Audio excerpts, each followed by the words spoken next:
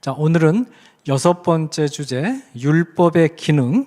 이 성경이 제시한 규범들의 핵심은 물론 지난 시간에 그 기독교 세계관에 대해서도 말씀드렸고, 세계관이 지닌 규범적 그 역할, 그 다음에 행위 규범, 성령의 규범적 지도도 말씀드렸지만, 역시 기독교인의 삶의 규범이라고 할 때는 명제 형태로 된 율법이 가장 중요하다, 그 핵심이다, 그렇게 볼 수 있겠습니다.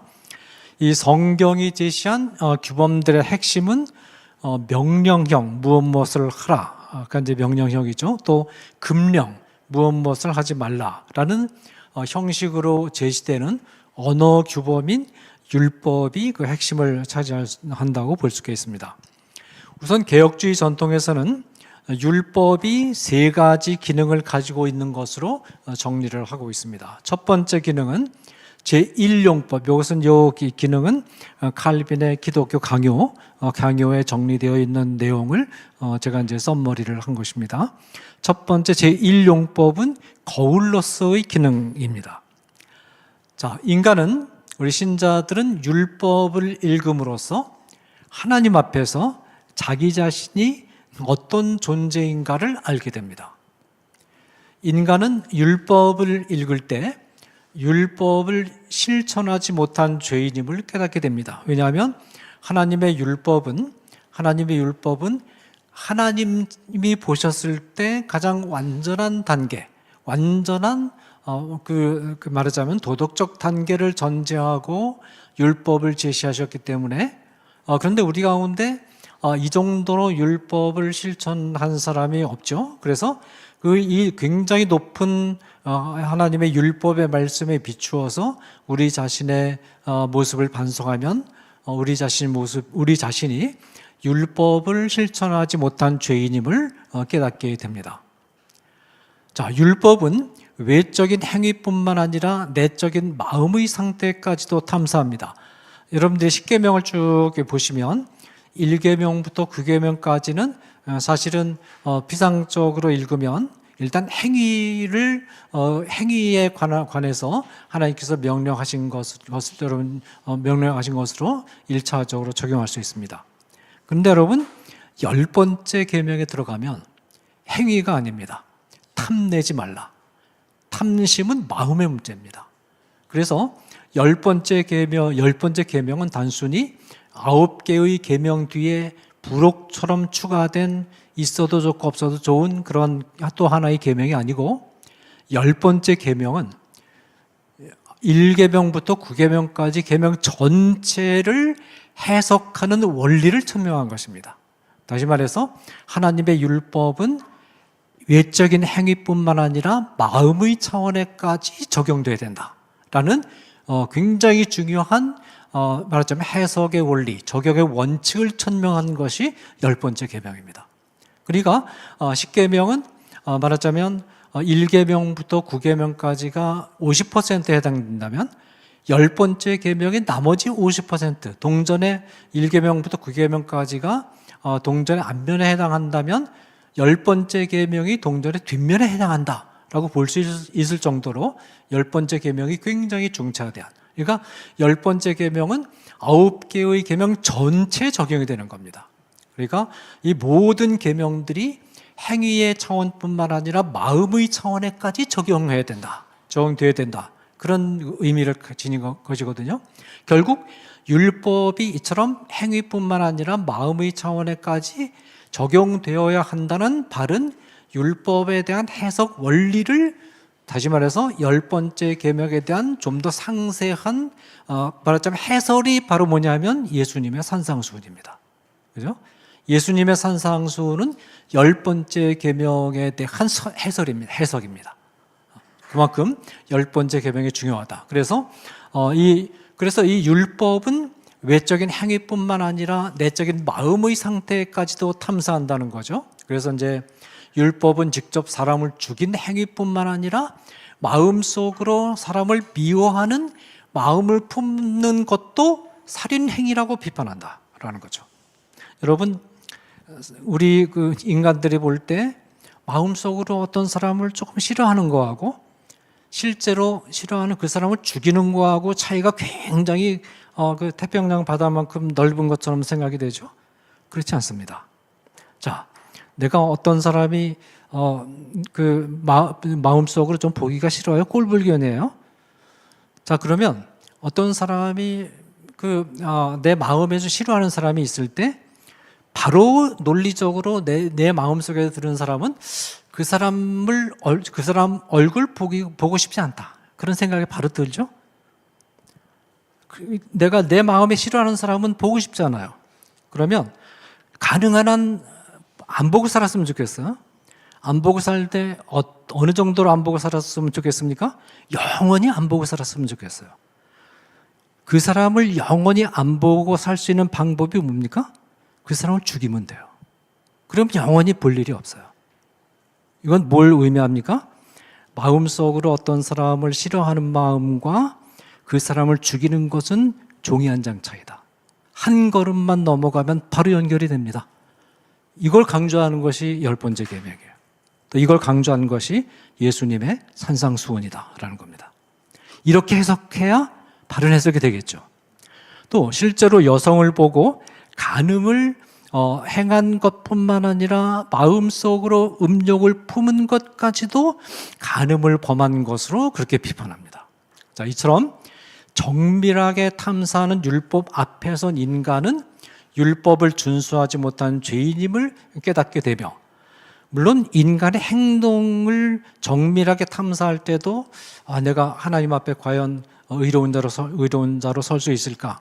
당연히 그렇게 이제 판단할 수 있죠. 그런데 인간의 지나간 나의 행동을 다 정밀하게 탐사해봐도 엉망진창이죠. 그런데 마음을 탐사하기 시작하면 마음은 무한대로 뻗어 있고 마음속에서 어떤 악하고 나쁜 상상이 생기는 것은 이건 거의 무한에 가깝고 어떻게 손을 댈 수가 없어요. 자, 그런데 율법은 행위뿐만 아니라 마음의 차원에서까지도 하나님 앞에 말하자면 과연 그 올바른 모습을 보여줬는가라는 것을 요구하니까 이와 같은 율법의 요구 앞에 설 때 인간은 자기 자신이 죄인임을 깨달을 수밖에 없다라는 것입니다. 자, 이렇게 해서 결국은 율법을 읽으면 우리는 나 자신이 하나님 앞에 죄인이며 따라서 죄의 삭은 사망이라는 로마서 6장 23절 말씀에 따라서 사망의 형벌을 받아야 할 존재임을 인식하게 됩니다. 율법 앞에 설 때마다 율법을 준수하지 못한 자신의 모습을 발견하면서 인간은 자신에게 율법을 행할 수 있는 능력이 없고, 나아가서는 자신 안에는 사망의 형벌로부터 자신을 구원할 수 있는 능력이 없음을 깨닫게 되고, 그래서 마침내 인간은 자기 자신의 내면을 율법을 통해서 정밀하게 탐사하면 결국 어디에 빠집니까? 절망적인 상태, 절망적인 정죄의 상태에 빠지게 된다. 이것이 바로 율법의 첫 번째 기능이라는 겁니다. 자, 여기까지만 생각하면 율법이 참 나쁜 놈이다, 그렇게 생각이 되죠. 읽어서 뭔가 좀 희망을 주고 힘을 줘야 되는데, 율법을 읽으면 읽을수록 인간은 더 큰 절망 속에 빠져버리니까 이건 율법이 읽을 게 못 된다, 이거 가까이 둘 것이 못 된다, 그렇게 생각을 하고 또 율법을 읽으면 읽을수록 내 자신 안에 소망이 없다는 것을 깨닫게 되죠. 그렇지만 이런 과정이 하나님께서 인간을 구원하시는 과정에서 굉장히 중요한 하나의 단계라는 겁니다. 이렇게 해서 인간이 율법을 읽음을 통해서 절망적인 상태에 빠지게 되는데, 그때 인간은 내 안에 희망이 없구나, 어떻게 하면 나를 이 절망적인 상황으로부터 건져낼 수 있을까? 결국은 인간 안에 자기를 구원할 수 있는 그런 힘이 없다는 것은 구원할 수 있는 힘이 인간 밖에서 와야 된다는 그런 뜻의 다름 아니죠.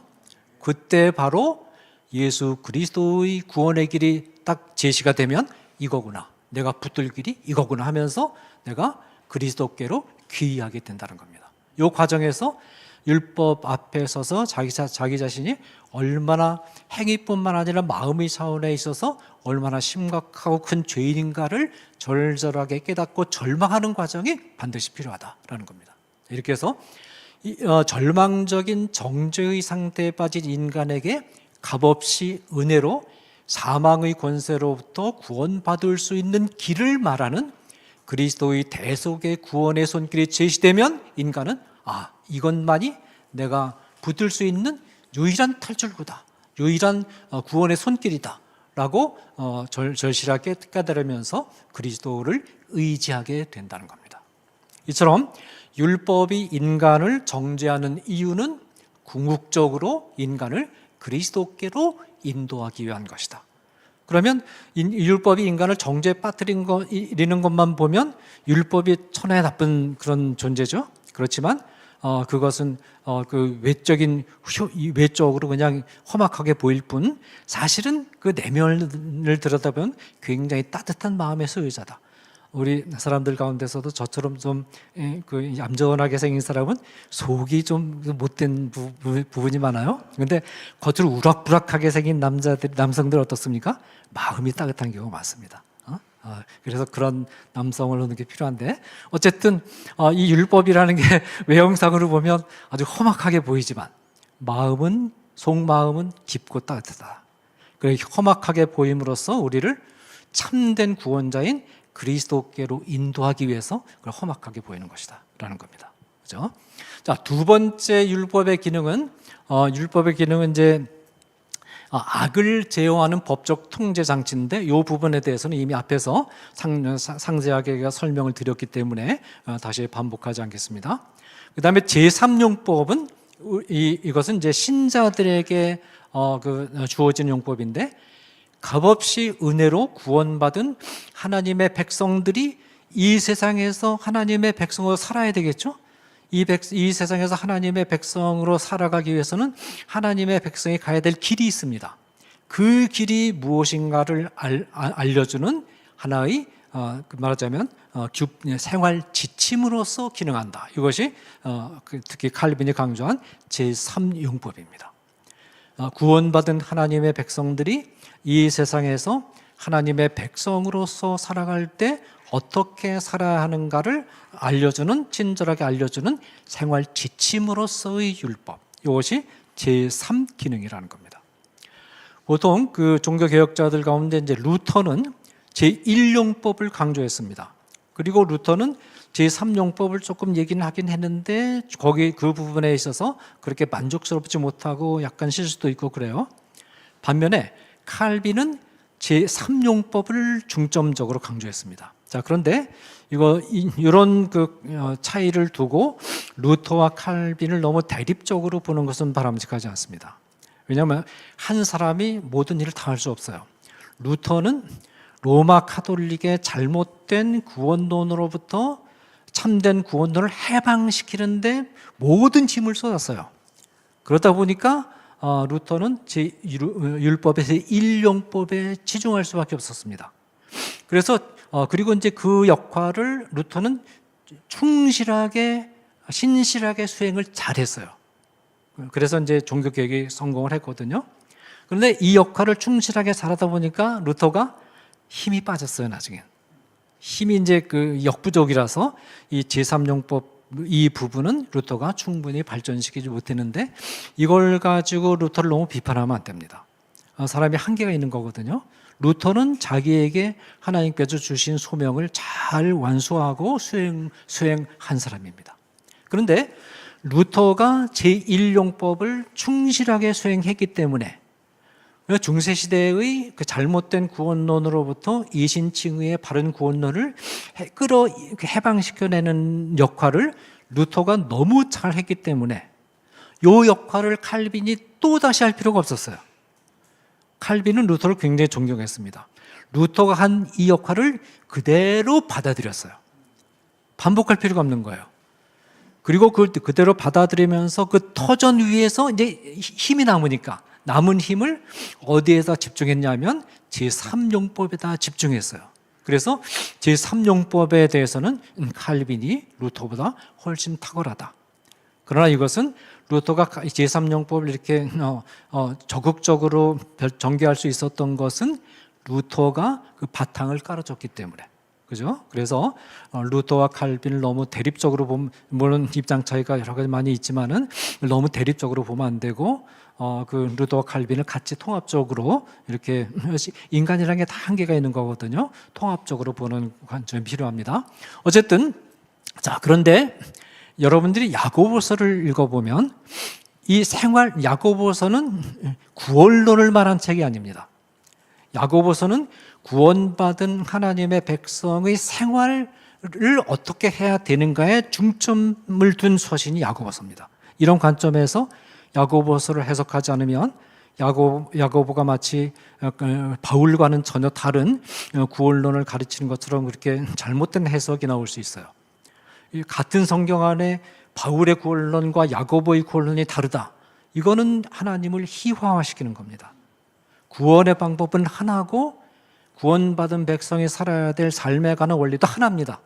이게 서로 하나고 그 바울의 갈라디아서나 로마서 전반부에서 바울은 구원받는 방법을 말하고 있는 것이고 야고보는 구원받은 백성이 말하자면 하나님의 백성으로 살아갈 때의 믿음의 의미를 강조한 게 야고보거든요. 그러니까 야고보와 그 바울이 서로 충돌을 일으키는 것이 아니다라는 게 중요한데, 자, 야고보는 생활 지침으로서의 율법에 대해서 어떻게 정의하고 있냐면 자유의 율법이다, 자유케 하는 율법이다, 그렇게 정의를 하고 있어요. 이건 뜻밖이죠. 왜냐하면 율법이라고 하는 것은 그 긍정적인 명령도, 무엇을 하라는 명령도 어쨌든 인간 행동의 자유를 제한하는 거예요. 하지 말라는 것도 인간 행동의 자유를 더 제한하는 거고, 이처럼 율법은 하라는 명령과 하지 말라는 금령으로 되어 있고, 이 두 어법은 모두 인간의 행동의 자유를 제약하는 어법인데, 그런데 인간의 행동의 자유를 제약하는 율법이 어떻게 자유의 법이 될 수 있느냐, 이게 문제입니다. 그죠? 자, 이 점을 이해하기 위해서 우리가 교통신호를 예로 들어볼 수 있어요. 교통신호는 전형적인 율법의 특성을 잘 갖춘 체계가 교통신호입니다. 교통신호는 율법의 특성을 그대로 가지고 있는데, 파란 불은 가라는 명령입니다. 긍정적으로 파란 불이 켜지면 어쨌든 가야 돼요. 빨간 불은 가지 말라는 금령입니다. 그러니까 율법이라는 게 그 적극적인 명령과 금령으로 구성되어 있죠. 교통신호가 바로 그거예요. 형식적으로 보면 교통신호는 운전자의 운전의 자유를 통제하는 명령입니다. 운전자 네 마음대로 운전하지 말아라. 빨간 불을 켜면 서라. 너희 개인적인 의사와 상관없이. 파란 불을 켜면 너희 개인적인 의사와 상관없이 가라. 이게 교통신호 아닙니까? 운전자의 운전의 자유를 제한하는 거죠. 그런데 어쨌든 교통신호가 파란 불을 켜면 운전자는 자기 자신의 의지와 상관없이 진행해야 되고, 교통신호가 빨간 불을 켜면 운전자는 자기 의지와 상관없이 멈춰야 됩니다. 자, 그런데 교통신호가 빨간 불을 켤 때는 어떤 데 켭니까? 측면에서 차가 진입한다거나 보행자가 길을 건너는 상황이기 때문에 그대로 진행하면 치명적인 사고가 일어날 위험이 있을 때, 그때 빨간불을 켜줍니다.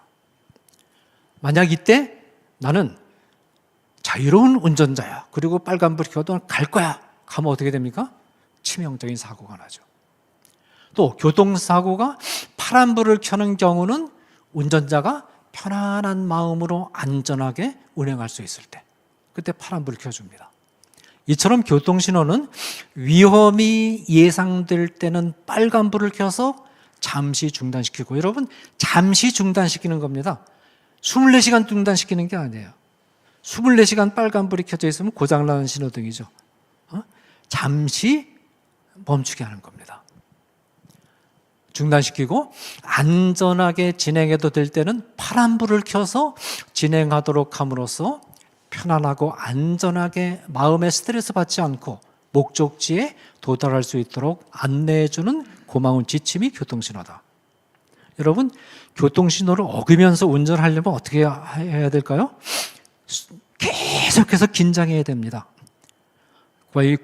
말하자면 교통경찰관이 어디 숨어 있는지 안 숨어 있는지 다 찾아보고, 어디에 말하자면 말하자면 감시장치가 있는지 없는지 다 확인하고, 그렇게 요새는 이제 내비게이션이 나와서 그것도 좀 편해지긴 했지만은, 그런 식으로 말하자면 한 서너 시간을 운전하면 스트레스를 받아서 결국 사람이 암도 스트레스 때문에 발생하는 거 아닙니까? 그럼 사람이 제 명대로 살 수가 없어요.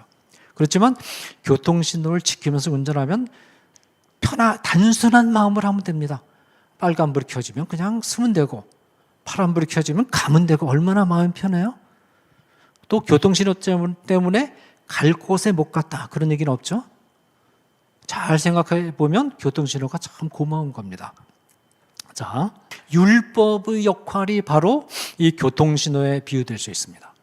율법은 값없이 은혜로 죄와 사망의 권세로부터 자유함을 얻은 기독교인이 이 세상을 살아가는 동안 위험과 파국이 뒤따르는 행위들에 대해서는 가지 말아라.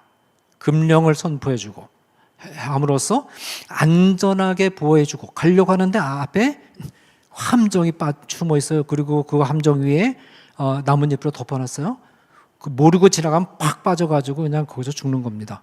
그런 위험 함정이나 지뢰가 기다리고 있을 때는 가지 말아라 해주고, 그리고 행복과 선한 결과가 뒤따르는 길에 대해서는 허용하는 명령을 선포함으로써 우리가 그리스도 안에서 영적인 자유를 얻었는데, 이 자유를 잃지 않고 계속해서 이 세상 사는 날 동안 누리면서 목적지에 도달할 수 있도록 안내해주는 고마운 지침이 바로 율법이라는 겁니다. 자, 이런 생활 지침으로서 율법의 기능을 잘 생각해 보면 참 고맙죠?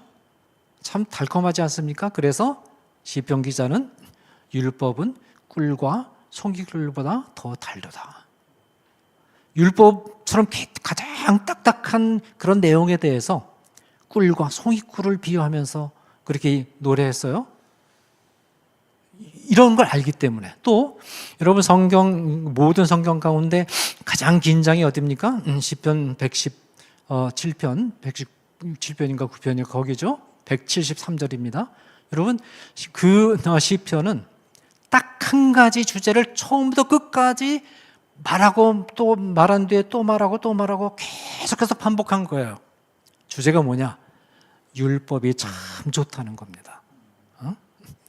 율법이 그 시편 기자가 그 율법대로 살아보니까 너무 좋은 거예요. 이게 자기 너무 행복하고 좋은 거예요.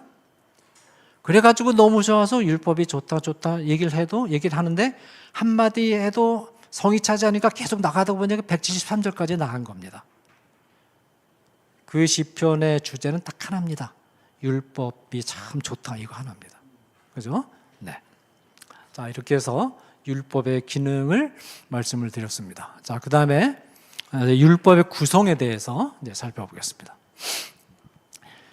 성경에 제시된 율법의 모든 규정들이 오늘날의 현실에 예외 없이 전부 적용이 되는가? 예수님은 마태복음 5장 19절 20절에서 이렇게 말씀하십니다. 그러므로 누구든지 이 계명 중에 지극히 작은 것 하나라도 버리고 또 그같이 사람을 가르치는 자는 천국에서 지극히 작다 일컬음을 받을 것이요, 누구든지 이를 행하며 가르치는 자는 천국에서 크다 일컬음을 받으리라. 내가 너희에게 이르노니 너의 의가 서기관과 바리새인보다 더 낫지 못하면 결코 천국에 들어가지 못하리라. 여러분, 이 말씀의 요지가 뭡니까? 율법은 1.1핵이라도 버릴 게 없다. 1.1핵이라도 버릴 것 없이 모든 율법의 조항이 다 적용이 된다. 그 말씀 아니겠어요? 예수님의 입장입니다. 예수님의 말씀은 명백히 율법의 모든 조항들이 기독교인의 삶의 현실에 모두 적용되어야 한다는 점을 분명히 합니다. 그러나 율법의 모든 규정들을 오늘날의 현실 속에 문자 그대로 적용하고자 시도하면 바로 난관에 봉착합니다. 예를 들어서 모세율법에 보면 간음한 자는 돌로 치라라는 규정이 있는데 오늘날 이 규정을 문자 그대로 적용하면 난리가 나겠죠. 그럼 불륜자들 다 색출해가지고 전부 돌로 쳐 죽여야 되니까 이건 오늘날 현대 법 체계가 용납할 수가 없어요. 또 모세율법에 보면 이런 구절이 있어요. 비늘이 없는 고기를 먹지 말라는 규정이 있는데 오늘날 미꾸라지, 추어탕 얼마나 맛있습니까? 장어구이 얼마나 맛있어요?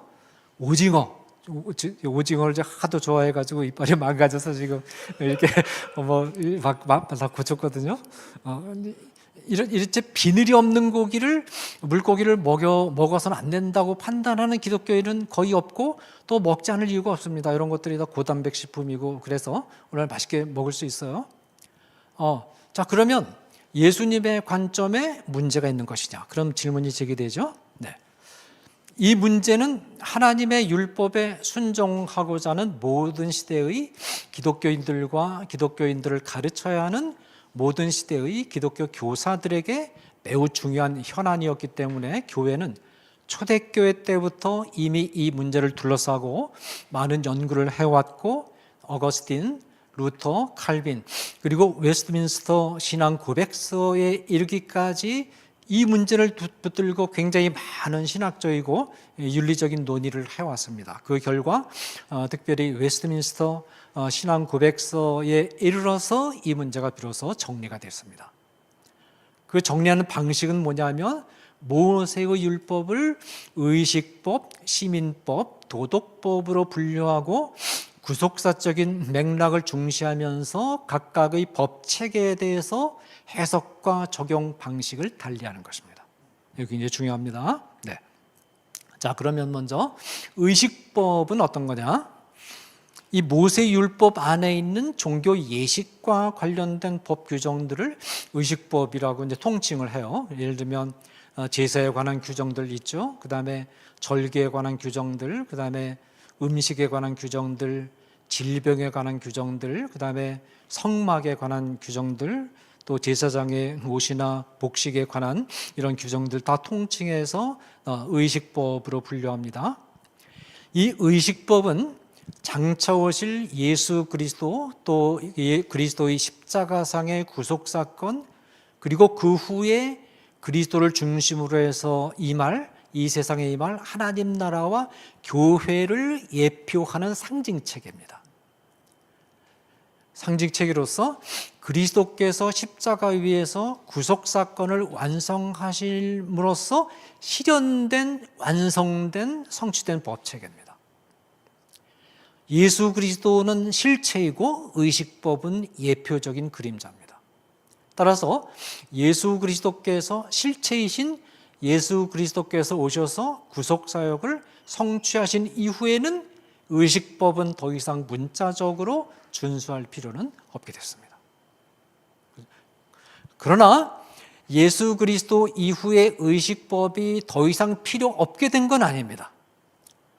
예수 그리스도가 오신 이후에 의식법을 문자적으로 지킬 필요는 없어졌지만 의식법이 상징하는 의미들은 모든 시대의 기독교인들에게 전부 유익한 것이고 그런 의미에서 의식법들 가운데 버릴 게 하나도 없다.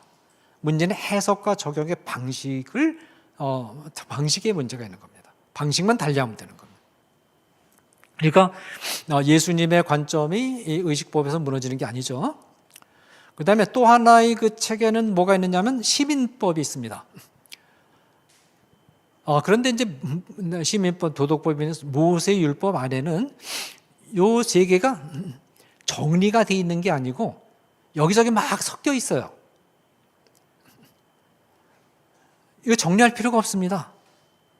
자, 우리가 모세율법을 신학교에서 공부할 때는 모세오경 그래가지고 모세오경도 커다란 하나의 과목이고 모세오경을 둘러싸고 어마어마한 문헌이 존재하고 학자들 존재하잖아요. 근데 모세오경 분량이 얼마 안 돼요. 자, 성경에서 다 떼어내고 창세기에서 신명기까지 남기면 분량이 확 줄어들죠. 창세기 빼버리고 출애굽기에서 출애굽 이야기 다 빼버리고 레위기에서 뭐 이런 그 말하자면 족보에 관한 얘기 다 빼버리고 신명기는 한편의 모세 설교니까 그거 다 빼버리고 나면 소책장군입니다. 사실 모세율법이. 그건 뭐 분리하고 자시고 할 것도 없어요. 그냥 주머니 넣고 다니면 돼요. 그죠? 또 옛날에 모세 시대에는 이게 재정이 분리되지 않은 시대이기 때문에 모세가 북치고 장구치고 다 했던 시대니까 구태여 뭐 이거를 오늘날 율법 전서처럼 그렇게 정리할 필요가 없는 거예요. 자, 그렇게 해서 이제 세 가지가 다 들어있는데 시민법이라는 게 있습니다. 이 모세의 율법 안에는 팔레스타인이라는 특정한 지역에서 특정한 기간 동안 존재하는 이스라엘이라는 특수한 정치 경제적 공동체를 운영하는데 이 정치 경제적 공동체를 운영하려면 법이 필요하죠. 헌법이 필요하죠. 이 공동체를 운영하는 데 필요한 실정법이 모세율법 안에 포함이 좀 되어 있습니다. 그러니까 요 내용들은 뭐냐면 형법, 민법, 상법, 가정법에 해당되는 처벌 규정들인데 10계명을 범했을 때 부과되는 형벌 규정들이 대부분을 차지하고 있고 이 정치와 경제와 관련된 규정들이 있어요. 예를 들면 70인 평의회를 구성하라 라는 명령이 있죠. 또 이스라엘의 행정편제를 10부장, 50부장, 100부장, 1000부장 시스템으로 구성하라는 그런 명령이라든지 아니면 이런 그 정치 제도를 규정한 명령들이 다 이제 실정법에 포함이 되는 거고 또 희년제도, 안식년제도, 토지제도, 이자 규정과 같은 경제 제도들을 규정한 그런 명령들이 또 있어요. 이런 명령 체계, 그러니까 10계명과 같은 도덕법을 범했을 때의 형벌 규정, 그런 규정들이 되게 규정들이 있고 정치 체제를 규정한 내용들, 경제 체제를 규정한 내용들이 이제 실정법에 포함이 되거든요. 요 실정법은 다른 시대, 다른 지정학적 위치, 다른 정치 문화에서는 문자 그대로 적용될 필요가 없는 법체계입니다. 이스라엘이란 특수한 신정적인 정치 경제 공동체에만 적용될 수 있고 다른 시대가 다르고 지정학적 위치가 다른 곳에 성립된 정치 경제 공동체에는 적용될 수도 있고 적용 안 될 수도 있습니다. 그러나 성경의 이 시민법이 다른 시대의 정치 경제적 공동체에 아무런 의미도 없는 것은 아닙니다. 성경의 시민법을 문자 그대로 준수할 필요는 없지만 이 시민법이 담고 있는 법 철학 또는 법의 정신은 보편적인 겁니다. 여기 다 핵심으로 담겨 있어요. 그리고 이 보편적인 것으로서 모든 시대의 정치 경제적 공동체에 유의미하게 적용될 수 있는데 그 가운데 하나는 공정성의 원칙이 이런 시민법 안에 핵심 보편 원리로서 포함되어 있습니다. 세 번째가 이제 도덕법입니다. 모세 율법 안에 있는 사랑의 대강령, 황금률, 십계명, 기타 성관계에 관련된 규정들까지 포함해서 이런 것들은 도덕법으로 분류되고 이 규정들은 시대와 장소를 초월해서 모든 기독교인과 교회에 문자 그대로 적용되는 법체계로서 기독교 윤리학의 규범론의 중심을 이루는 법체계다라는 것입니다. 자, 그 다음에 이제 여덟 번째로, 오늘은 도덕법들 가운데, 도덕법 가운데 이제 사랑의 대강령, 황금률, 십계명, 성윤리 관련 계명들이 대표적인 도덕법 체계인데 이 중에서 십계명은 굉장히 큰 하나의 분야이기 때문에 십계명은 다루지 않고 이 시간에는 사랑의 대강령의 의미, 황금률의 의미, 그 다음에 동성애 금지 규정이 어떤 의미인가, 그 세 가지를 이 시간에는 잠깐 살펴보도록 하겠습니다. 먼저 사랑의 대강령.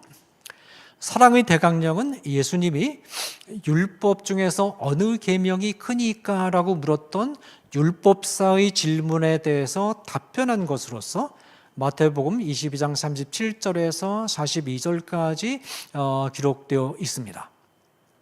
자, 그런데 아이러니컬한 것입니다. 그러니까 말하자면 율법사는 율법의 최고 전문가입니다. 유대교에서는 이 바벨론 멸망 이후에 586년에 이제 유다가 멸망했죠.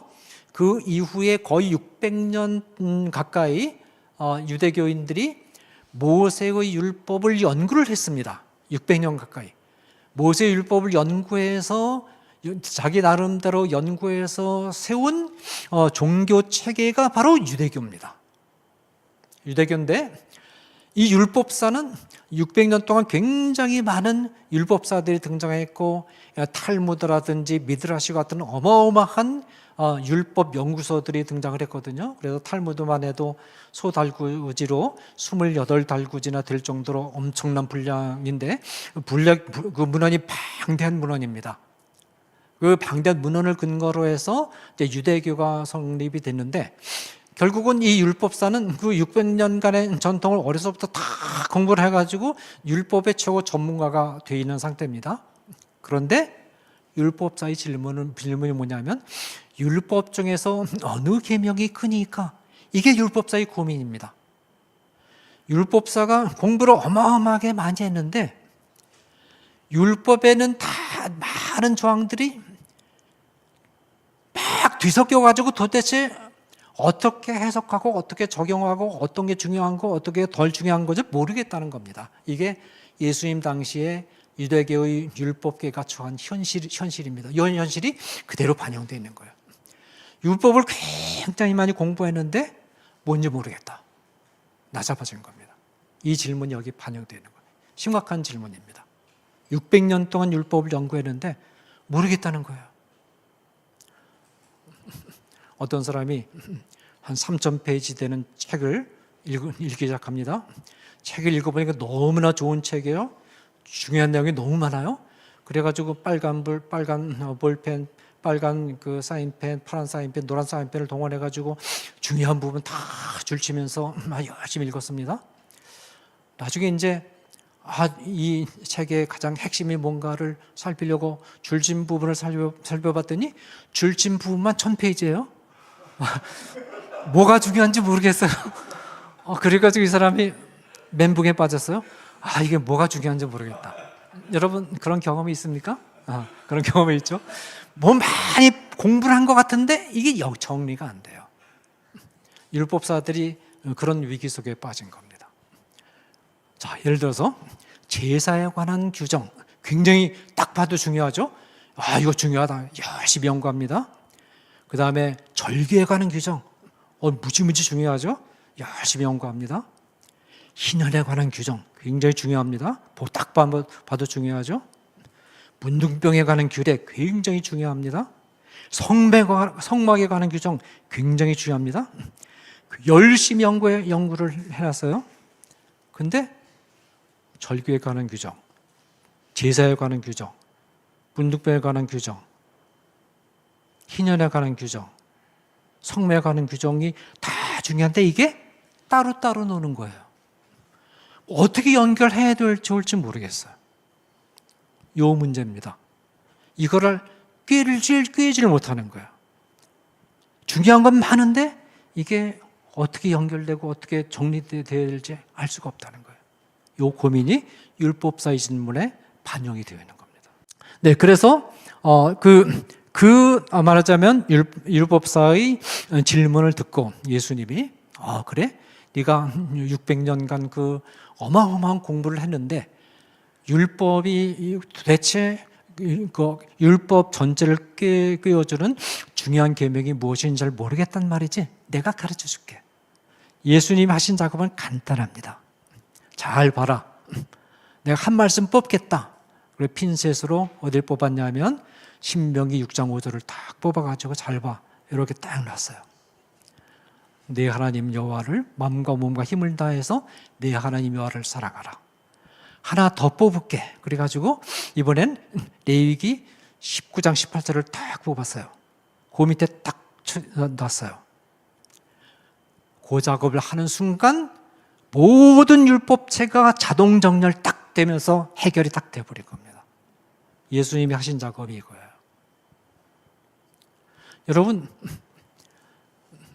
율법사들의 눈에 이게 안 들어온 겁니다. 왜냐하면 레위기 19장 18절을 예를 들면 앞뒤에 여러 가지 제사 제도에 관한 거, 뭐 성일례에 관한 거, 여러 가지 아주 눈에 탁탁 들어오는 주제들이 그 전개되어 있고, 그 사이에 레위기 19장 18절이 마치 연결고리처럼 살짝 들어가 있어요. 내용도 추상적이에요.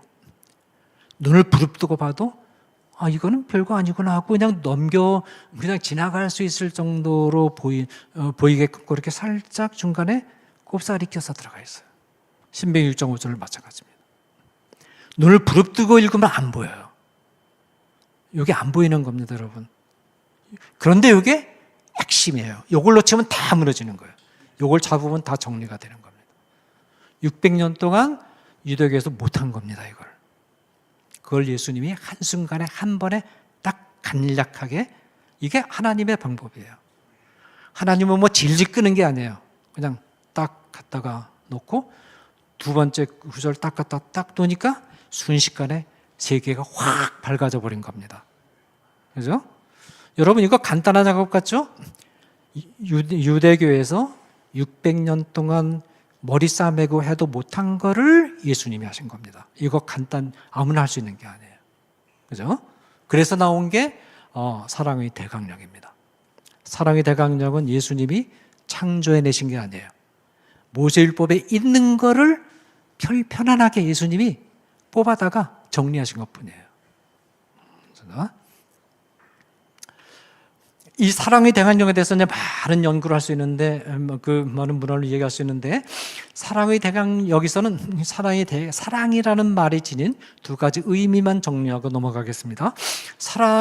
아가페 사랑이라는 말은 두 가지 의미를 지니고 있는데, 여러분들이 이 의미를 파악하기 위해서는 안더스 니그렌의 한 800-900페이지 되는 에로스와 아가페라는 명저가 있습니다. 그 책을 읽으시면 이 두 가지 그 책의 논지가, 그 책이 이제 사랑이라는 개념에 대해서 많은 연구를 한 결과 사랑의 의미를 두 가지로 요약을 한 건데, 이거는 타당한 겁니다. 첫 번째 의미는 뭐냐면 호감을 받을 만한 조건을 갖추지 못한 자를 호감을 받을 만한 조건을 갖춘 자로 대우해 주는 태도가 아가페입니다. 자, 그런데 이 태도는 인간의 자연적인 품성으로부터 나올 수 없는 태도입니다. 왜냐하면 인간이 자연적인 품성을 따라가면 자기가 호감을 가진 사람을 좋아하게 돼 있어요. 그죠? 비호감은 안 좋아합니다. 비호감에 눈이 안 들어가요. 호감을 가진 사람에게 눈이 돌아가게 돼 있습니다. 남자들은 얼굴이 예쁘고 몸매가 아름다운 여자에게 자동적으로 눈이 돌아가게 돼 있어요. 그러다가 전봇대에 쿵 받아서 넘어지고 그러지 않습니까? 그렇게 돼 있습니다. 그게 난 본능이에요. 호감을 가진 사람에게 눈이 돌아가게 돼 있어요. 비호감에게는 눈길이 안 갑니다. 그러니까 이 아가페의 첫 번째 의미는 자연적인 상태로부터 나올 수 없는 태도입니다. 따라서 이 태도는 인간으로부터 기원한 태도가 아니고 하나님으로부터 기원한 태도입니다. 하나님의 어떤 행동 안에 이 태도의 완벽한 롤 모델이 있는데 그것이 뭡니까? 바로 justification, 칭의입니다. 이게 완벽한 롤 모델이에요. 칭의가 뭡니까? 실제로는 쳐다보니까 너 완전히 불의한 자예요. 그래서 눈길 주고 싶지 않아요.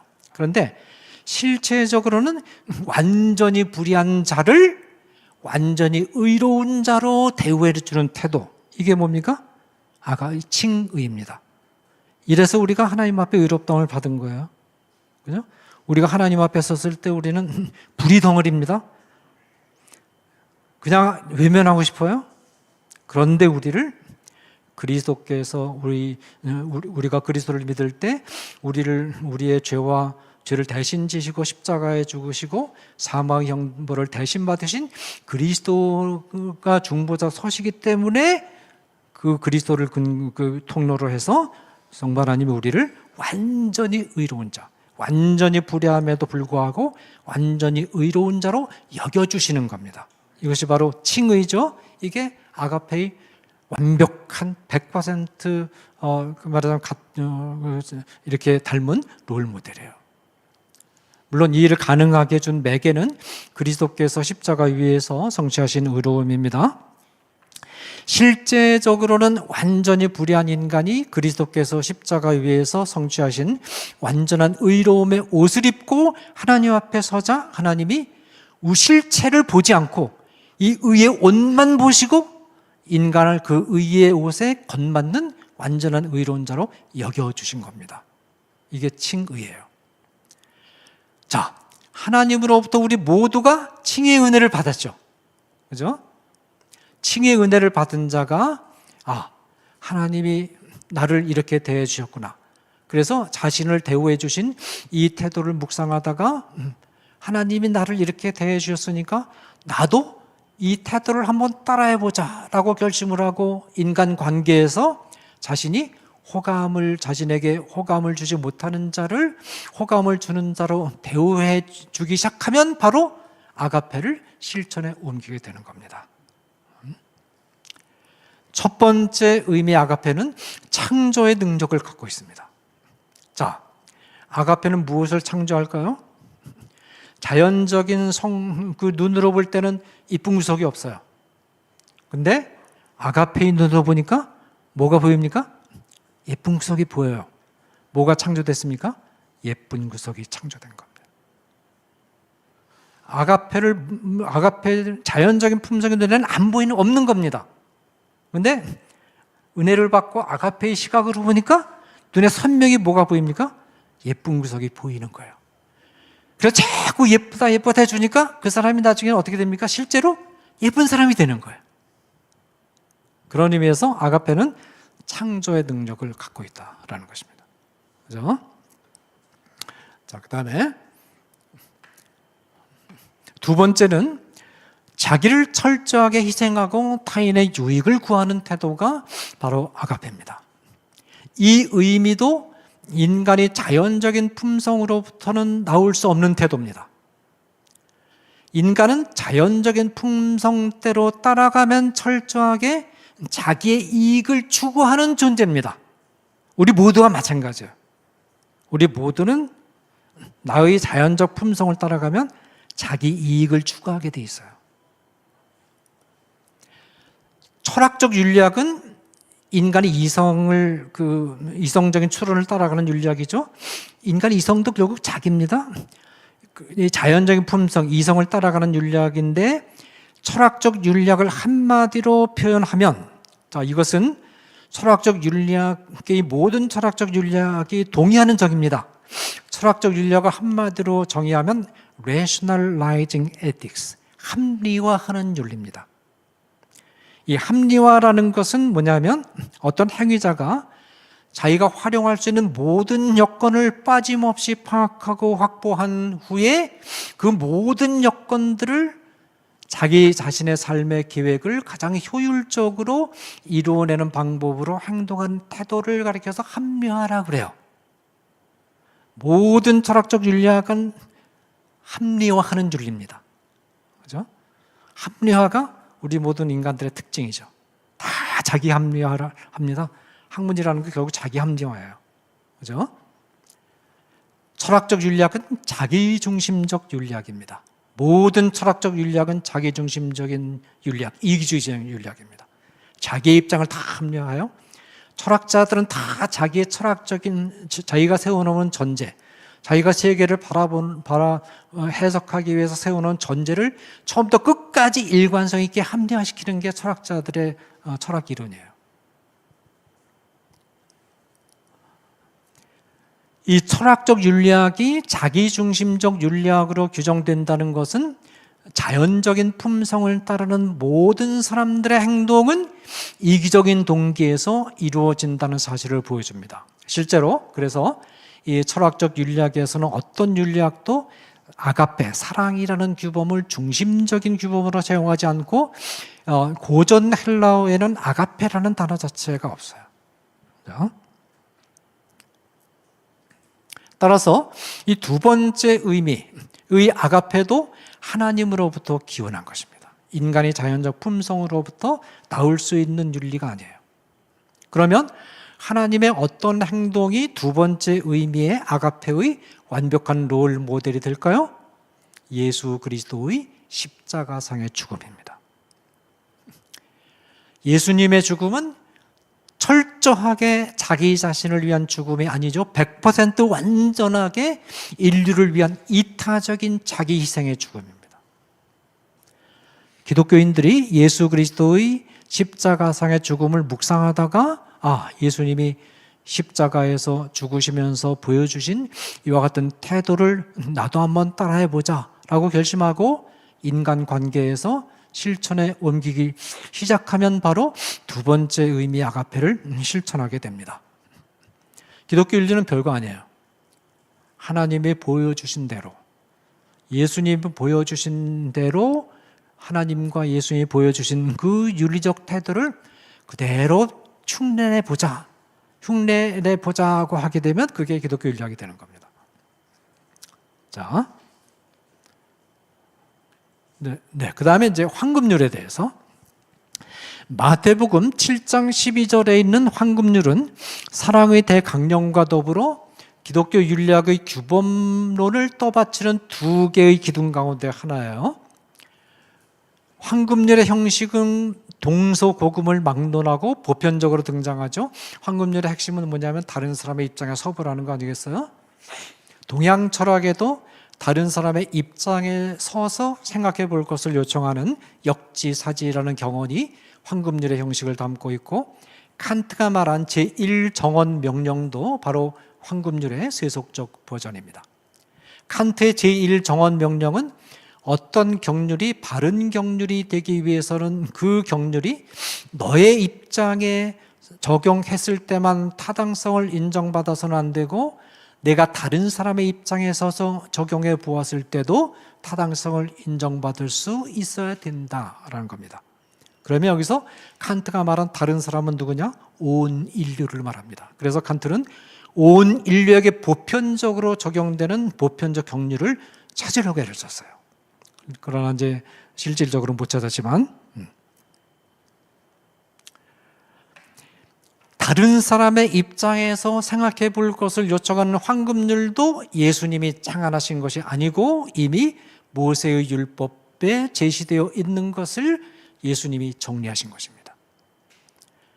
출애굽기 23장 9절에 보면 너는 이방 나그네를 압제하지 말라, 너희가 애굽 땅에서 나그네 되었었은즉 나그네의 사정을 아느니라. 그런 말씀이 있는데, 하나님은 이스라엘 공동체 안에 있는 이방인들을 대우할 때 이스라엘 백성들 자신이 애굽 땅에서 나그네 생활하던 시절을 기억할 것을 요청합니다. 이스라엘 백성들이 애굽 땅에서 보낸 나그네 시절과 이방인들이 이스라엘 공동체 안에서 보내는 나그네 시절이 같은 성격의 시간들이기 때문에, 따라서 이 명령은 이스라엘 공동체 안에서 나그네가 된 이방인의 입장에 서서 생각해 보라는 명령의 다름 아닙니다. 이 명령의 핵심을 예수님이 정리하신 거예요. 역시 황금률도 인간의 자연적인 성품으로부터 나올 수 있는 태도가 아닙니다. 인간의 자연적인 성품은 가만히 내버려두면 자기 입장에서 생각하게 돼 있어요. 우리 그리스도인들도 마찬가지입니다. 기도를 열심히 하고 말씀을 깊이 묵상하고 성령의 인도하심과 말씀에 붙잡히려고 애를 쓰지 않으면 우리 기독교인들도 자기 입장에서 다 생각하는 본래의 습성으로 돌아가게 돼 있습니다. 회기성이라는 게 있어요. 따라서 이 황금률도 하나님으로부터 기원한 원리입니다. 그러면 하나님의 어떤 사역이 황금률의 완벽한 롤 모델이 될까요? 바로 성육신입니다. 성육신은 황금률의 완벽한 롤 모델입니다. 하나님은 전능하고 전지하신 분이시기 때문에 인간의 입장에 서보지 않고도 인간의 입장이 어떤 것인가를 아실 수 있습니다. 그럼에도 불구하고 하나님은 인간의 입장을 이해하시기 위해서 실제로 인간이 되셨습니다. 여러분, 인간들 가운데 다른 사람의 입장이 실제로 될 수 있는 사람이 있습니까? 없어요. 근데 하나님은 인간이 되셨어요. 그러니까 하나님은 황금률의 100% 완벽한 롤모델이에요.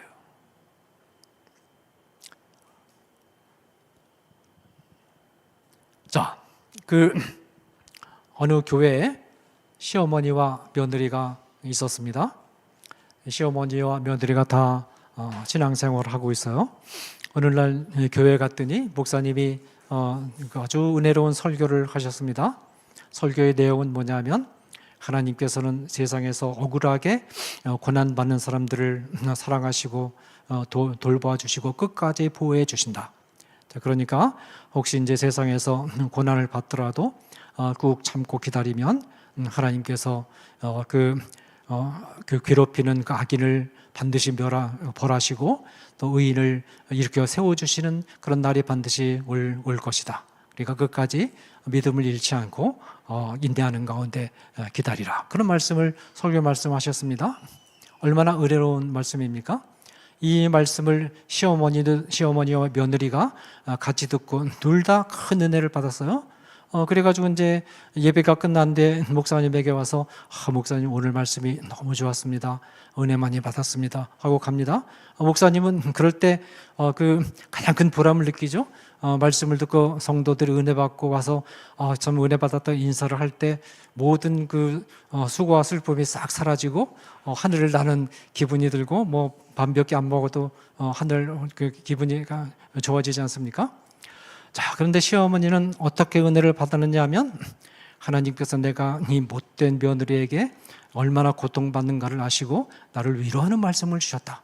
이제 목사님 말씀대로 조금만 참고 기다리면 하나님께서 이 못된 시어머니를 다리 몽둥이가 부러지게 만들든지 그렇게 해서 혼을 내주실 테니까 그때까지 참고 기다리자.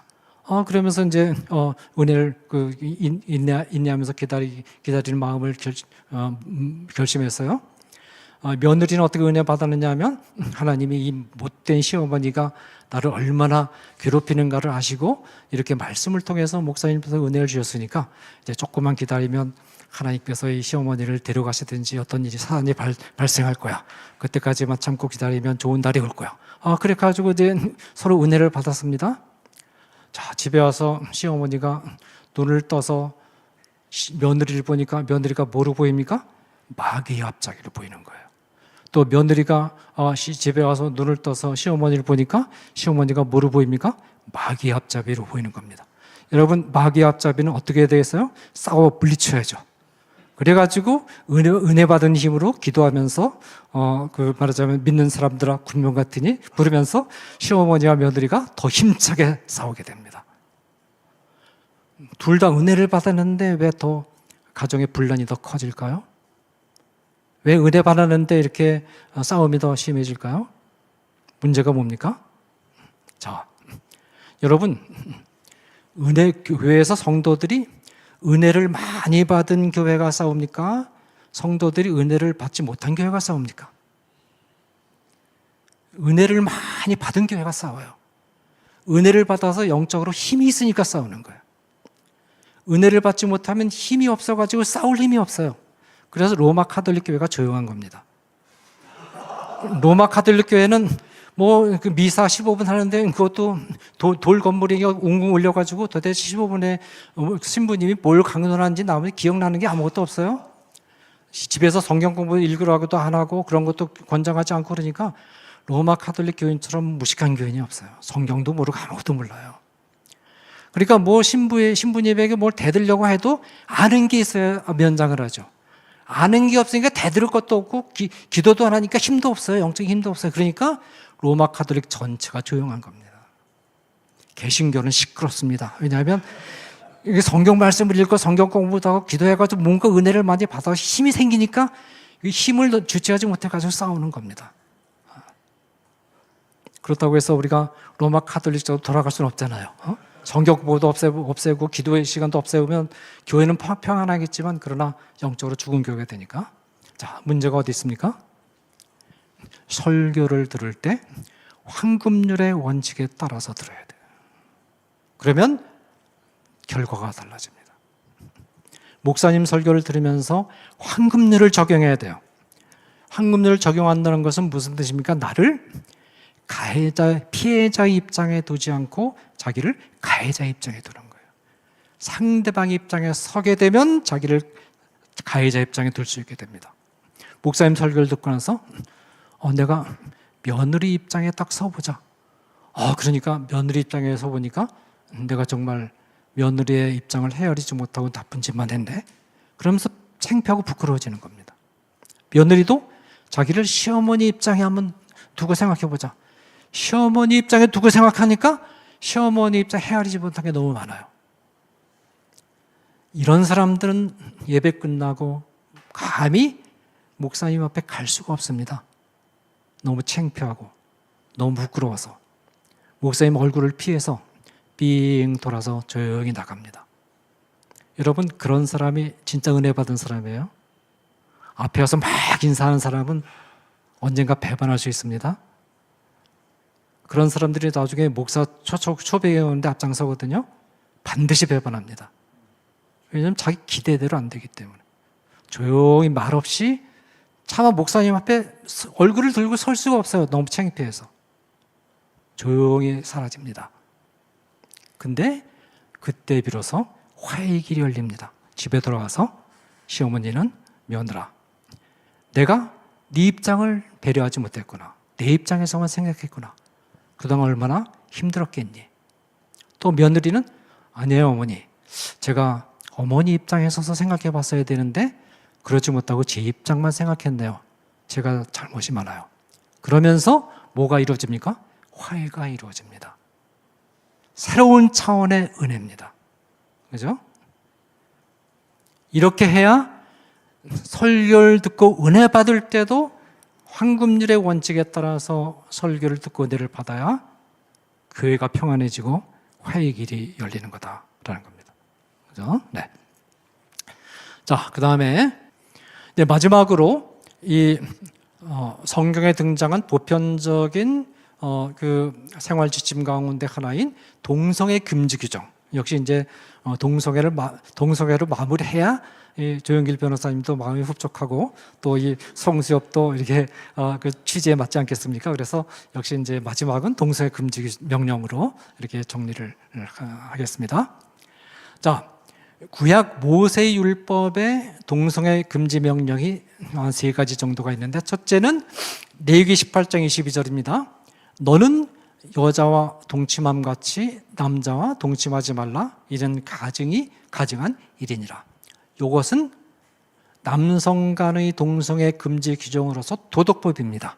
다시 말해서 이 규정은 시대와 장소를 초월해서 사랑의 대강령이나 황금률이나 십계명처럼 시대와 장소를 초월해서 모든 시대의 기독교인들에게 적용돼야 될, 말하자면 도덕법이고, 이것은 도덕법의 차원을 넘어서서 창조 질서의 문제입니다. 그러니까 더 강화되는 거죠. 하나님이 세우신, 말하자면 창조 질서, 이 창조 질서는 이 도덕법보다 더 근원적인 겁니다. 창조 질서의 문제이기 때문에 이것은 보편적인 적용성을 부인할 수 없습니다. 또 하나의 명령은 뭐가 있느냐면 레위기 20장 13절에요. 누구든지 여인과 동침하듯 남자와 동침하면 둘 다 가증한 일을 행함인즉 반드시 죽일지니 자기의 피가 자기에게로 돌아가리라. 이것은 레위기 18장 22절을 어긴 사람에 대한 형사처벌 규정입니다. 사형시키라. 이거는 실정법입니다. 이 규정은, 여기서 규정한 형사처벌 방식은 오늘날의 현실에 문자 그대로 적용될 필요가 없어요. 그죠? 오늘 동성애를 행한다고 해서 사형시킬 수 없잖아요. 그러면 심각한 문제가 됩니다.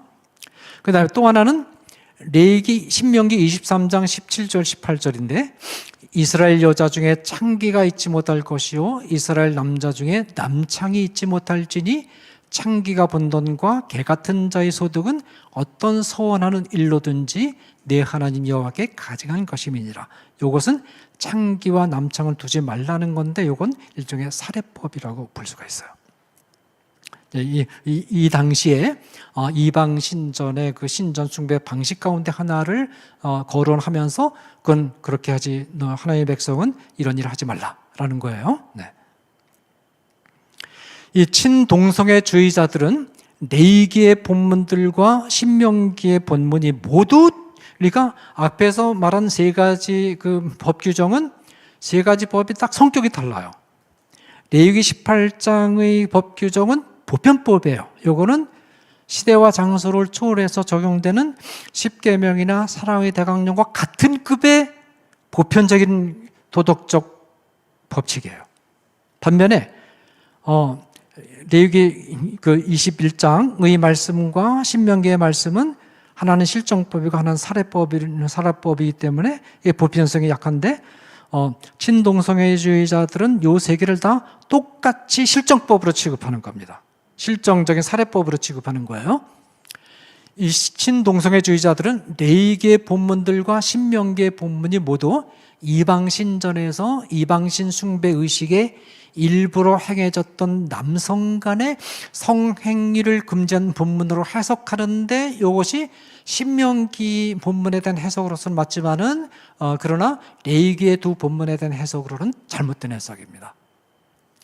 이렇게 해석하는 의도는 첫째로 본문들이 특정한 종교 의식에 그러니까 이게 그 마르크스주의자들의 신마르크스주의자들의 특징은 뭐냐면 자기들의 목적을 달성하기 위해서 능수능란하게 거짓말을 하는 겁니다. 진실이 아닌 걸 자기 목적에 몇 개 다 끼워 맞추는 거예요. 이게 능수능란해요. 여기도 마찬가지입니다. 그러니까 이 의도는 첫째로 본문들이 특정한 종교 의식의 일환으로 행해진 것이고, 이건 레위기 18장의 본문은 절대로 그게 아니거든요. 둘째로 도덕법이 아닌 의식법에 속한 것임을 주장해서 이 본문들이 일반인 사이에서 상호 합의하에 자발적으로 이루어지는 동성애를 금지하는 본문이 아님을 말하고자 하는 겁니다. 그러나 여기는 중대한 해석상의 오류가 들어있는 거예요. 자, 이런 친동성애주의자들의 해석에 대한 비판을 잠깐 하면, 첫째로 레위기 23장 17절에서 18절은 이방신전에서 신을 숭배하는 의식의 한 부분으로서 남성 간의 성행위를 금지하는 본문이 맞아요. 17절에 창기는 카데시아라고 되어 있고 남창은 카데시라고 되어 있는데, 이 카데시는 기본적인 뜻이 거룩한이라는 의미를 지닌 형용사거든요. 창기나 남창을 거룩한 자라고 부른 것은 이 행위가 신전 종교 의식으로서 행해졌음을 보여주는 겁니다.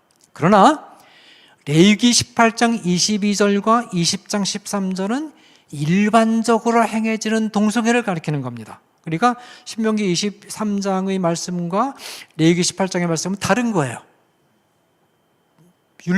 법의 성격이 다른 겁니다. 레위기 18장 22절에 등장하는 너는 20장 13절에서는 누구든지로 바뀌었는데 히브리어로 일반적인 남자를 뜻하는 이슈가 사용이 됐습니다.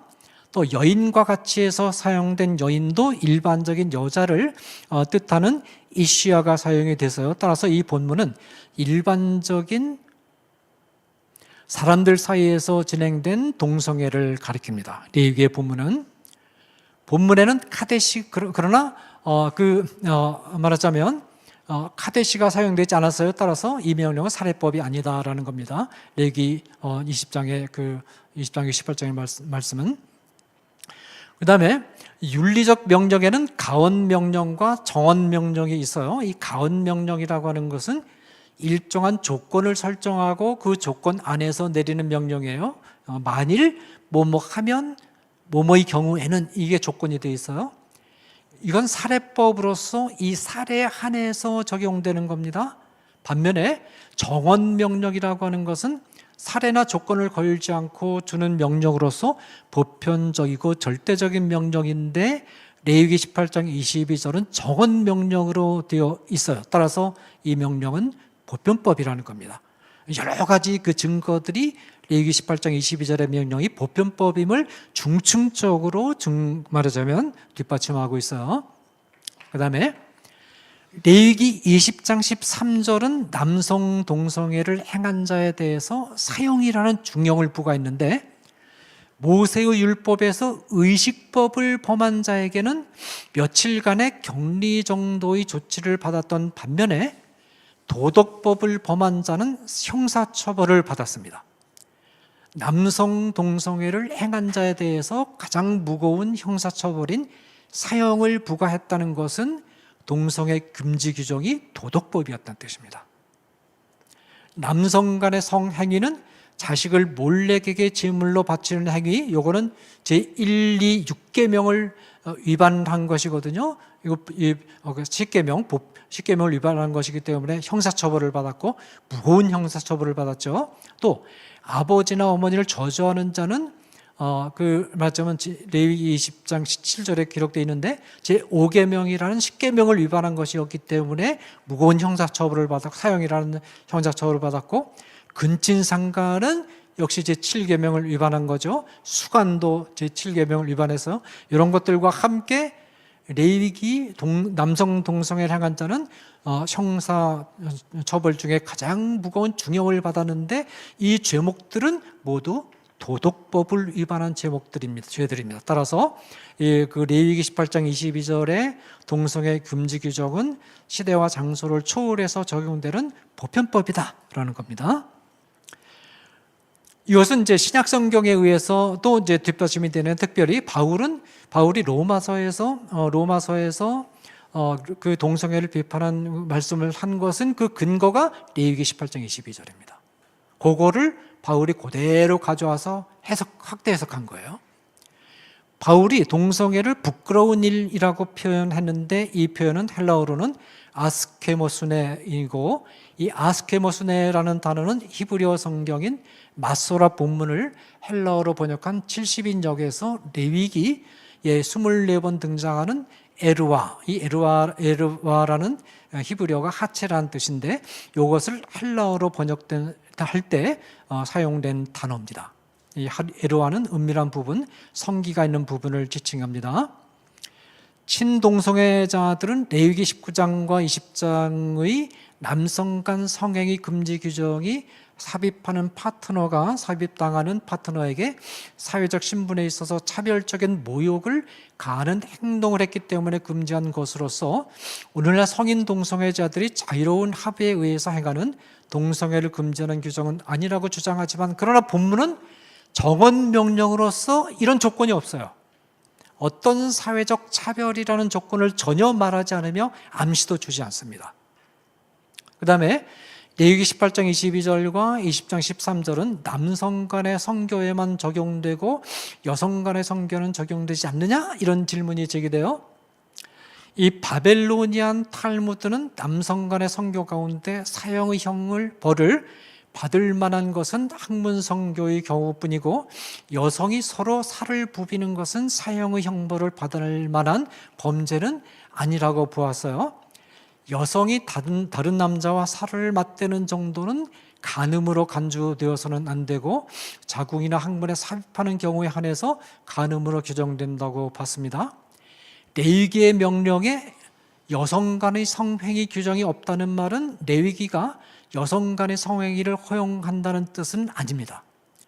이 바벨로니안 탈무드의 입장은 여성 간의 성관계가 죄가 아니라는 뜻이 아니라 사형이라는 형벌을 받을 만한 중죄는 아니라는 뜻이에요. 그리고 레위기의 여성 간의 동성애가 언급되지 않은 이유는 그 당시 사회에는 여성의 권리라는 게 워낙 형편없었기 때문에, 여성이 감히 말하자면 동성을 행한다는 것은 상상조차 할 수 없는 시대였어요. 그러니까 여성이 고대 근동에서 동성애를 행하는 사례 자체가 없었기 때문에 그런 규정을 생각하고 자시고 그걸 금지하고 자시고 할 건덕지가 없었어요.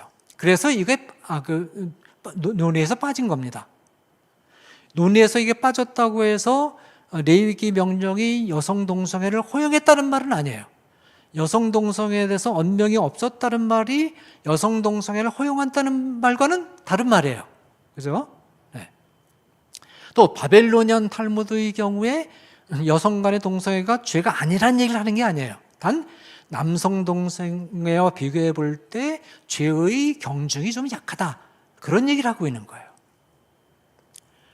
바울은 로마서 1장에서 레위기 18장 22절의 명령이 여성 간의 성행위까지도 금지시키는 명령을 확대 해석하는데, 여러분, 바울은 성령의 영감을 받아서 하나님의 특별 계시를 기록하는 계시 기관이기 때문에 바울이 행한 해석은 하나님의 성령의 영감을 받은 하나님의 해석으로 봐야 돼요. 그러니까 바울의 해석은 바로 하나님의 말씀이 오류가 없는 말씀이 되는 겁니다. 바울은 레위기 18장 22절을 보면서 그 당시에는 여성 동성애에 관한 규정이 없었지만 바울 당시에는 로마 사회하고 연결이 되면서 여성 동성애도 여성 동성애도 많이 등장했거든요. 그런 걸 볼 때 레위기의 저자는 이런 상황을 본다면 여성 동성애도 남성 동성애와 같은 차원에서 여성 동성애도 금지했을 것이다라고 판단했는데, 이 판단은 성령의 영감을 받은 하나님의 해석입니다. 이건 하나님의 말씀이에요. 그러니까 바울이 레위기 18장 22절을 여성에게까지 확대해가지고 여성 동성애 금지 규정을 로마서 1장에 집어넣은 것은 하나님의 특별 계시입니다. 하나님의 뜻이에요. 그죠? 자, 친동성애주의자들은 로마서 1장 26절과 27절에 순리와 영리를 사회학적인 개념으로 해석하면서 사회학적 개념은 사회학적 성찰에 따라서 정하면 되는 것이므로, 그러나 이것은 현대의 포스트 모던적인 그 언어 철학적인 개념을 성경 본문에 투영시킨 거예요. 투영시켜서 자의적으로 해석을 한 겁니다. 본문은 동성애를 이성애와 더불어 자유롭게 선택할 수 있는 대안적 가능성들의 하나로 인정해주는 본문이라고 해석하는데, 이것은 본문의 원래의 의미와 전 상관이 없어요. 그러나 본문이 말하는 순리와 영리는 사회학적 개념이 아니라 생물학적인 성질서를 가리키는 것으로 보는 것이 문맥에 맞는 해석입니다. 남자와 여자와 성교를 갖는 것은 순리이고 동성끼리 성교를 갖는 것은 영리라는 겁니다. 친동성애주의자들은 고린도전서 6장 9절 10절이 남색을 비판하는 것일 뿐 남색자를 비판하는 것이 아니며 적극적인 동성애를 비판하는 것일 뿐 소극적인 동성애를 비판하는 것은 아니라고 주장을 해요. 또 보스웰은 탐색하는 자, 이 말라코이는 일반적인 도덕적 연약성을 가리킬 뿐 동성애를 가리키는 표현이 아니며, 남색하는 자 아르제인 코이타이는 일반적인 동성애자를 가리키는 것이 아니라 남성 창부를 가리킨다고 주장을 합니다. 자, 그러나 탐색하는 자와 남색하는 자는 사람을 가리키는 표현입니다. 여러분, 오늘날 이제 차별금지법이 문제가 되는 것은 이게 동성애자에 대한 법적인 동성애자를 법적으로 어떻게 다룰 것이냐 하는 그런 문제를 다루는 것인데, 도덕적인 차원에서는 행위자와 행위가 구분이 안 됩니다. 행위자를 비판하지 않으면 행위를 비판하는 그 의미가 없어요. 왜냐하면 행위를 하는 것은 바로 사람이기 때문에. 그래서 윤리적 차원에서는 행위자가 비판되어야 됩니다. 그러나 행위자에 대한 도덕적 비판이 반드시 법적인 비판과는 차이가 있기 때문에 법적인 차원에서는 구분할 필요가 있지만 도덕적인 차원에서는 구분할 필요가 없는 겁니다. 탐색하는 자와 남색하는 자는 사람을 가리키는 표현입니다. 그래서 성경은 동성애 행위와 동성애자를 구별하지 않습니다. 탐색하는 자로 번역된 말라코이는 신약성경에서 4번 등장하는데, 이 가운데 3회는 부드러운 옷을 입은 자라는 뜻으로 사용이 됩니다. 그러나 성적 범죄가 열거되어 있는 문맥에서 부드러운 옷을 입은 자라는 용어가 갑자기 들어가는 것은 문맥에 어울리지 않습니다. 이 용어는 남성 동성 성교에서 수동적인 역할을 하는 자를 가리킵니다. 따라서 본문이 적극적인 동성애만을 비판하고 소극적인 동성애를 비판하지 않는다는 친동성애자들의 주장은 타당하지 않습니다. 아르젠 코이타이는 이 아르젠이란 말은 이게 그 남자라는 뜻인데, 특별히 남자라는 뜻이고 코이타는 성교라는 뜻이에요. 아르젠 코이타는 신약 성경에서 이곳에서만 사용된 단어로서 남성 동성애에서 능동적인 역할을 하는 자를 가리킵니다. 이 용어는 70인역에서 레위기 18장 22절, 20장 13절에 남성 동성애자를 표현하기 위해서 등장한 신조어입니다. 이 아르제는 성관계를 하는 남성을 가리키고 코이타이는 눕는다는 뜻을 가지고 있어요. 성관계를 뜻하는 단어입니다. 그래서 이게 핵심은 뭐냐 하면 레위기 18장 22절이 굉장히 중요합니다. 이것은 시대와 장소를 초월해서 적용되는 보편적인 도덕률인데 바울은 그 증거 가운데 하나는 바울은 레위기 18장 22절이 신약시대에도 그대로 적용될 뿐만 아니라 확대 적용돼야 된다. 그렇게 바울은 해석했어요. 우리는 이 바울의 해석을 따라야 됩니다. 이 말씀이 구약시대나 신약시대나 변함없이 적용된다는 것이 바울의 입장이에요. 오히려 확대 적용돼야 된다. 이것이 바울의 입장입니다. 그래서 이와 같은 성경의 가르침이 우리가 이 차별금지법을 목숨을 걸고 철저하게 막아내는 운동을 지속적으로 해야 되는 근거가 되는 겁니다. 네, 이것으로 오늘 두 번째 강의를 마무리하도록 하겠습니다. 네, 감사합니다. 우리 이상원 교수님의 강의는 역시 우리 기대에 부응하는 명쾌한 강의였습니다. 오늘 또 지난주 강의에 이어서 율법의 기능과 율법의 구성, 그리고 사랑의 대강령, 황금률, 그리고 동성애 금지 명령, 이런 귀한 부분들을 잘 짚어주셨습니다. 율법의 기능에 있어서는 첫 번째로 거울로서의 기능을 말씀해 주셔서 율법 앞에서 인간이 우리는 율법을 준수할 수 없는 어쩔 수 없는 죄이다, 그것을 발견하고 자신의 절망을 발견하면서 대속의 은혜를 갈망하게 한다, 이런 말씀드린 우리 마틴 루터가 강조해 주신 내용이죠. 또 두 번째 용법으로는 악을 제어하는 기능도 있고, 세 번째 용법은 우리 자유케 하는 율법, 즉 은혜로 구원받은 신자의 삶의 지침을 제공해 준다. 이 부분은 존 칼빈이 또 열심히 강조해 주신 부분입니다. 율법이 자유케 하는 율법이 예를 들 때 교통 신호 체계를 말씀해 주셨는데 그런 그 표가 생각나더라고요. 질서는 편하고 자유롭고 아름다운 것이다, 그런 말이 있는데, 또 율법의 구성, 이 부분을 잘 이해를 못하는 부분이 굉장히 많습니다. 불신자들 가운데는 너무너무 이것을 오해해가지고 정말 성경을 자기들 마음대로 많은 사람이 많고, 신자 가운데서 잘 모르는 분이 많이 계시는데, 율법은 막 여러 가지가 섞여 있지만 의식법과 시민법과 도덕법이 있다. 근데 이런 그 정리를 누가 해주셨는가, 오늘 강의되면서 정확히 알았는데, 웨스트민스터 신앙 고백서에서 이 부분을 잘 정리해 주셨다 말씀하는데, 사실 웨스트민스터 신앙 고백서는 1648년에 완성됐거든요. 그렇다면 이게 이렇게 정리되어서 우리가 혜택을 보는 것은 기껏 377년밖에 안 됐다는 얘기예요. 400년도 안 됐다는 얘기죠. 그 전에 분들은 참 많이 헷갈렸겠는데, 이렇게 웨스트민스터 신앙 고백서에서 완전하게 정리해 주므로 우리는 얼마나 명쾌하고 감사한가, 이런 생각이 듭니다.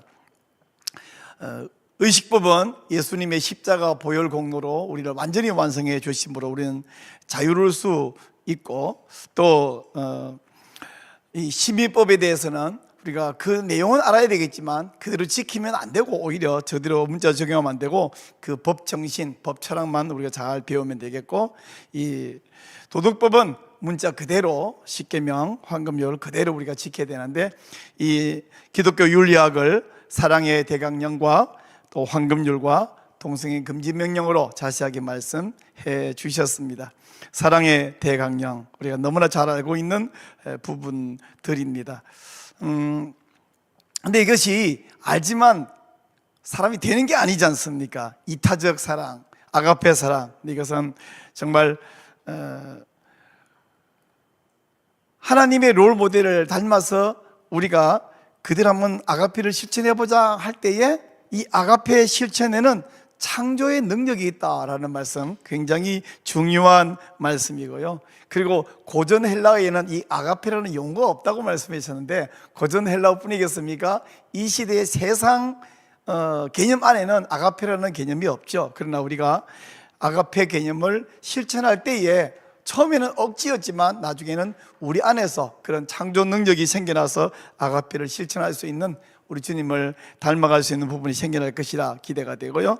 황금률도 말씀해 주셨는데, 우리 역지사지라는 단어와 칸트의 제1 정언 명령. 이것이 세상에도 있는 개념이기도 하지만 모세 율법으로부터 나온 개념인데, 재미있게도 고부 갈등을 이야기하면서 피해자 입장에서 설교를 들으면 훨씬 더 문제가 복잡해진다. 가해자 입장에서 설교를 듣고 은혜를 받으면 그때는 은혜를 받았다고 감히 말하지 못하고 오히려 자기가 회개하고 그 기독교 윤리 실천이 되어서 관계가 회복된다, 이렇게 귀한 말씀을 해 주셨습니다. 마지막 부분에 동성애 금지 명령, 레위기 18장에 있는 말씀은 도덕법을 말씀하고 있고, 레위기 20장의 말씀은 실전법을 말하고 있는데, 신명기 23장에 있는 말씀은 사례법을 말씀하고 있다. 근데 친동성애자들은 특별히 이 네오막시스트들은 그들의 목적에 따라서 거짓말을 눈도 깜짝하지 않고 하죠. 몰라서도 거짓말하겠지만 뻔히 알면서도 거짓말하는 악한 자들인데, 이 사람들은 어떻게든 성경을 잘못 해석하여 사람들을 이렇게 악의로 끌고 가려고 애를 쓰는데, 가언 명령이 있고 정언 명령이 있는데, 이 레위기의 말씀은 정언 명령이지 가언 명령 아니라고 분명하게 짚어서 말씀해 주셨습니다. 오늘 이 귀한 말씀을 우리 듣고 이 내용을 여러분이 다른 분들에게 좀 공유를 해 주어서 우리 이 성수요 강의가 더 영향을 미치도록 해줘야 되는데, 공유하는 방법으로는요, 첫째는 링크를 공유하는 거예요. 오늘 강의 링크를 요즘 뭐 카카오톡 단체방이 뭐 수십 개 갖고 있지 않습니까? 다 공유해 주어서 이거 꼭 들어봐라, 내가 들어보니까 정말 유익하고 좋더라, 이렇게 해서 주는 방법이 하나 있고, 또 한 가지 보면 이 영상 자체를 여러분이 요즘 유튜브 채널을 개인별로 한두 개씩 다 운영하고 계시지 않습니까? 그 채널에 공유해 주시는 방법이 하나 있습니다. 여러분이 갖고 있는 채널에 이 내용을 공유하면 우선 여러분의 채널에 인기가 올라가고 조회수가 늘어납니다. 그러므로 지금 화면에 나오고 있는 전화번호로 문자 메시지를 주시면 되겠습니다. 이 성수협 채널 공유를 하겠습니다. 어떻게 하면 되겠습니까? 하면 자세하게 안내해 드리도록 하겠습니다. 우리 성수협이 하고 있는 귀한 사역 가운데 우리 성수협 강론과 기도 외에 목요일 오후 4시에 우리 성경 순종 성경 읽기, 여러분 우리 조영길 변호사님, 조영길 우리 장로님은 이 시대에 하나님께서 한국교회에 주신 정말 귀중한 자원입니다. 요즘 이런 용어 쓰잖아요, 그죠? 우리 한국교회는 조영길 장로를 보유한 한국교회입니다. 정말 귀한 강의예요. 제가요, 이건 제 자랑으로 하는 말 아니고 오해하지 마세요. 제가 신학 박사잖아요. 신학 박사가 이건 재미로 말하는 건데, 저분은 신학 박사가 아니에요.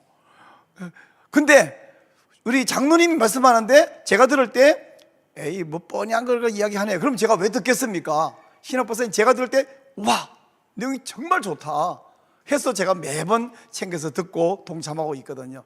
그래서 여러분 목요일 저녁 오후 4시에 있는 이 성순성 성경 강론을 동참해서 많이 은혜도 받고 유익하시기를 바랍니다. 또 우리가 예수님의 기도를 본받아서 하나님의 언약 산기도, 우리 줄여서 하은산이라고 부르는데, 산에 가서 한번 기도해 보세요. 이게 안 해보면 그게 왠지 부담스럽고 두려울 수 있어. 산에 가서 어떻게 기도하니? 뭐 산에 가서 무슨 일나면 어떡하네? 일난 적 없습니다. 일날도 없고요. 와 보시면 정말 좋습니다. 어디서 골방에서 기도할 수 있지만 산에 와서 기도할 때에 정말 하나님과 훨씬 가까워진 느낌이 들어요. 또 하나님이 더 잘 응답하실 것으로 믿습니다. 하은산 기도에도 동참해 주시기를 바랍니다.